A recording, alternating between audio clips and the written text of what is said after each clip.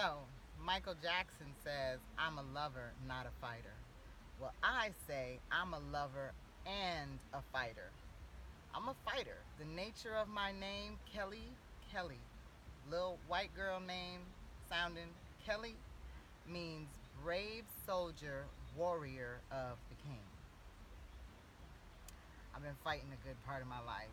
Sometimes whether I wanted to or even whether I didn't want to. That's a whole backstory. The bottom line is, in my flesh, I'm ready to pop off if you look at me sideways. Because I hung out in the hood. I hung out in the hood. Hood mentality is fight, basically.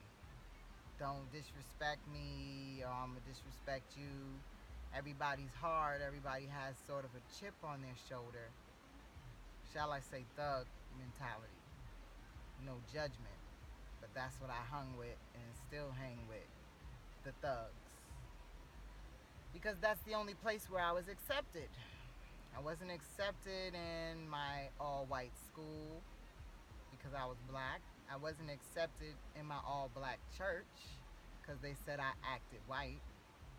I was accepted in the hood near my grandparents' house when we was there on every holiday and all summer, half the year. I was in South Carolina down the street from the hood, and that was where I ran. That was where I was allowed to run the streets because my grandparents were a little older. They weren't really watching me like that. I was running the streets with the hood niggas, doing hood-ish. And what I can say is that the streets don't love us. The hood ain't doing nothing for you. And anybody that I've seen in the hood, living the thug life, has either died or has been locked up. And, you know, I've watched my cousin bury her child, due to gang um, affiliation. And there's no pain like seeing your cousin crying over her baby. That's a serious pain I don't want to see anybody go through. So I just want to say, you know, that I want and wish a better life for you than just thug life. I wish a better life for you than just smoking, drinking, partying, having nice sneakers, and having a lot of shorties with fat ass. For real. Like, no judgment. This is a judgment-free zone. I don't judge. I have no right to judge a person.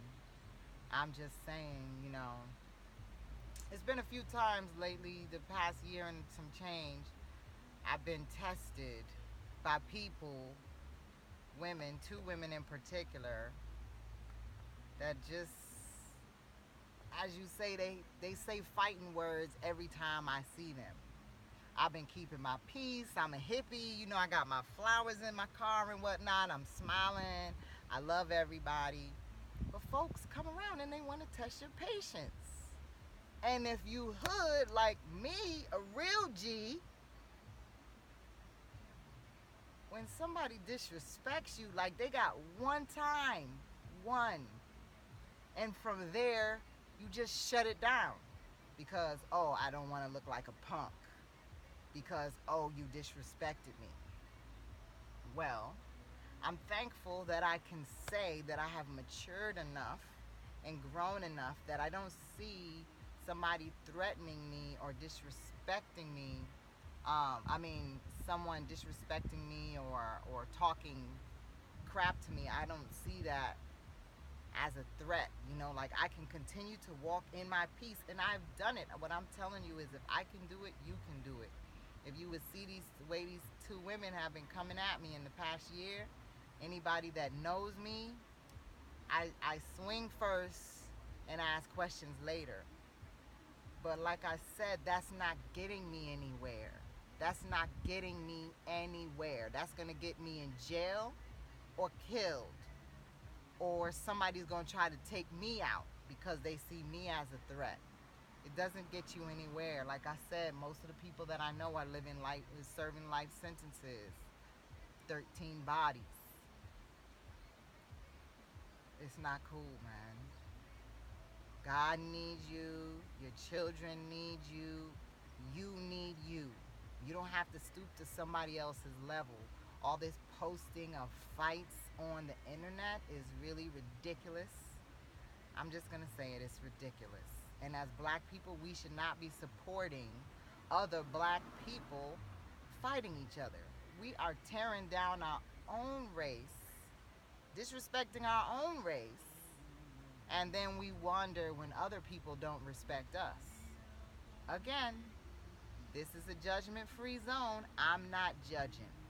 I'm making a statement that some of this nonsense needs to stop, that we need to develop some maturity. I was attracted to thug life because that's the only place where I was accepted. And I realized for a lot of gang members, that is the attraction. You want to be accepted, you want to feel like you have a home, you want to feel like you have a family, so you go with some place where you're accepted. But everything that accepts us is not right for us and is not healthy for us. And I love my babies. All you black boys out there,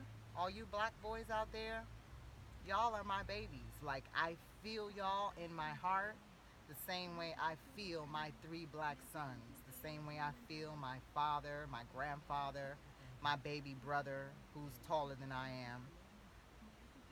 Y'all are my babies. And y'all are God's babies. And God doesn't want to see his babies suffering. He doesn't want to see his babies hurting. So I just beseech everybody that just because you're a fighter, just because you hard, you don't have to be hard. You don't. You don't have to be hard. Whoever told you that, they lied to you. You can be soft, and that doesn't make you weak. All right, if you need to survive in the street life, fine. You know how to do that. But I want to beseech you that there's an easier way, a better way. I'm thankful that I can honestly say that over the past 2 years, these 2 women was at my throat. One was the baby mama of my boyfriend that I had, and another one was my neighbor that lived downstairs, at my throat. Disrespectful, fighting words, coming at me in all type of ways that I should have really lost my cool by now. But I know that losing my cool does not serve me. It's going to land me in jail. And I have children, they need me here. It's not worth it. Nobody else is worth you losing your freedom or your benefits in terms of, if you get a felony charge, now you can't vote, now you can't get certain jobs. Life is already hard for black people enough as it is. You don't need to add nothing else to your plate to make your life even harder. It's not worth it. I walk away. My response, the last time Shorty came up in my face saying something, my response with love was, I am a queen, and I do not stoop to the level of peasants. That was my response. Now, sometimes you don't even have to respond. You can just choose to walk away.